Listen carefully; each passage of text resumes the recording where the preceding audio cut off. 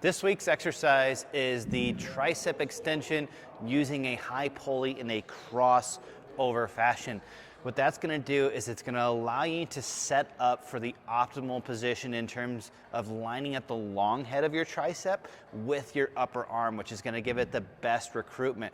We tend to lose long head recruitment when we work in exercises where we have to roll the shoulder. So this is an exercise where you can work both arms for everybody, and you can get that long head of the tricep in there. In terms of the position, this is going to work that short position. We're not getting much of a stretch. We're not getting the arm out here. We're pretty much in that almost degree of extension that we would be like at the end of a rear delt type row.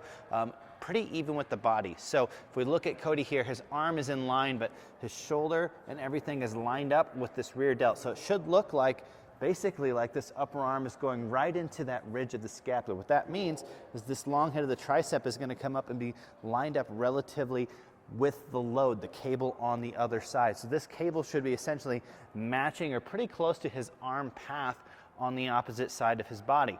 In terms of resistance, where you stand is going to determine the resistance of this exercise. So the further Cody would go back, the more the cable would be pulling this way in front of him, which would challenge that short position that he's getting to quite a bit more. As he gets closer, the load would actually be pulling more vertical, which would challenge that mid-range. It's never going to challenge the length and range, but you could make this either a overload in the short or an overload lengthened position exercise, but it's always going to work the short half of the range of motion, but you can overload short or mid depending on your stance. The other things that we would look at for this exercise is, again, stabilizing everything up here. Now, I said stabilize, not trying to move or overly, so we're not trying to forcefully depress, retract, or elevate or do anything. We're just trying to create a relative fixed shoulder position here. What that's going to do is it's going to allow that long head of the tricep to pull on that scapula without the scapula moving, meaning that all of that tension is going to contribute to the elbow extension, and that's what we want. We want to train the elbow extension. That means this up here has to be stable so that the long head can produce tension against that scapula. Once you have that, it's fairly easy to stabilize. You may have to have just a little bit of a hinge at the hip when you're doing heavy loads, because as you're pressing down, it's essentially going to make you rock. So depending on how much load you have, your relative torso position may affect the actual angle of the cable. So you need to take that into account when you're stepping back or forward. It's also the angle of your body. At the end of it, it's the angle of you in relationship to the cable that's going to determine where that resistance overload is.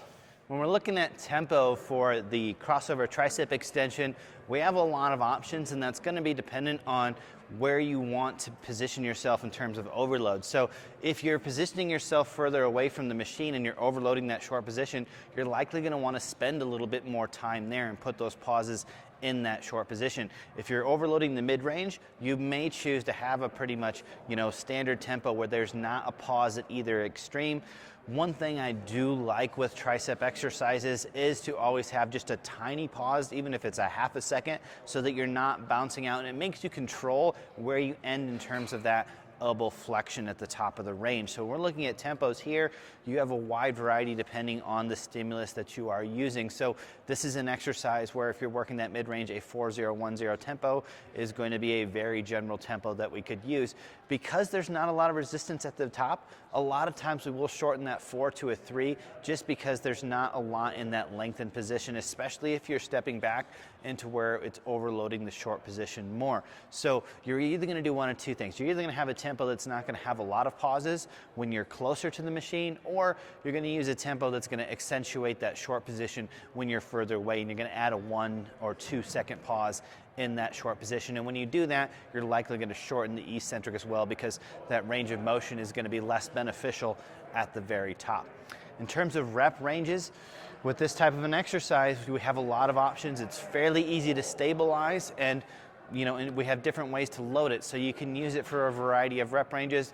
It is difficult when we get into the very low rep ranges just to be able to stabilize this exercise. So we're talking about doing heavy singles. This is not going to be an application for that, but doing the 6 reps to infinity is definitely an option with this exercise, depending on where that meets in terms of your stimulus demand.